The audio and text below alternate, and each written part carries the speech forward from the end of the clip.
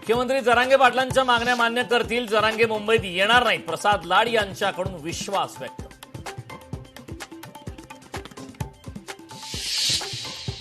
मंत्र्यांनी फडणवीस आणि शिंदेंचं ऐकून मराठ्यांचं वाटोळं करू नये, त्यामुळे कुणीही घरी बसू नये, जरांगे पाटलांचं मराठा समाजाला आवाहन.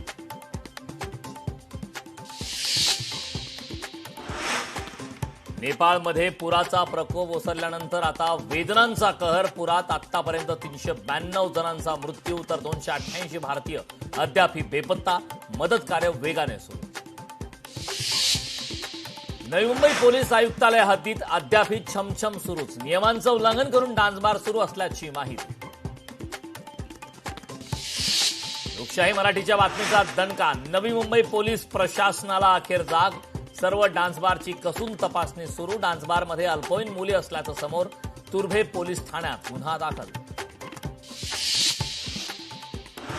गेल्या अनेक दशकांपासून वन विभागाकडे असलेल्या संजय गांधी राष्ट्रीय उद्यानाच्या 193 एकर जमिनीला संरक्षण मिळावे.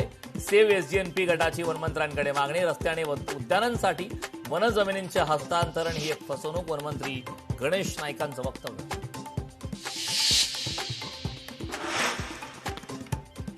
टीडीआर प्रकरणी मंत्र्यांचे एकमेकांवर आरोप. मात्र ठाणेकरांवर कोट्यावधींच्या टीडीआरचा भार. ठाणेकरांच्या प्रश्नांवर मुख्यमंत्री गप्प का? डी दायाभाई कंपनीला दिलेला टीडीआर मुख्यमंत्री स्वअधिकारात का थांबवत नाहीत? सरकार या टीडीआर प्रकरणी पुनर्विचार याचिका दाखल करणार का? लोकशाहीचे सवाल. प्रकल्पवारितांच्या नावाखाली सरकारची घोर फसवणूक. कोट्यावधींच्या घोटाळ्याची माहिती लोकशाही मराठीच्या हाती. मुंबई अहमदाबाद हायस्पीड रेल्वेच्या कामात अधिकाऱ्यांचा गैरव्यवहार. लोकशाही मराठीने बातमी दाखवूनही अधिकाऱ्यांवर अद्याप कारवाई का नाही? सवाल उपस्थित.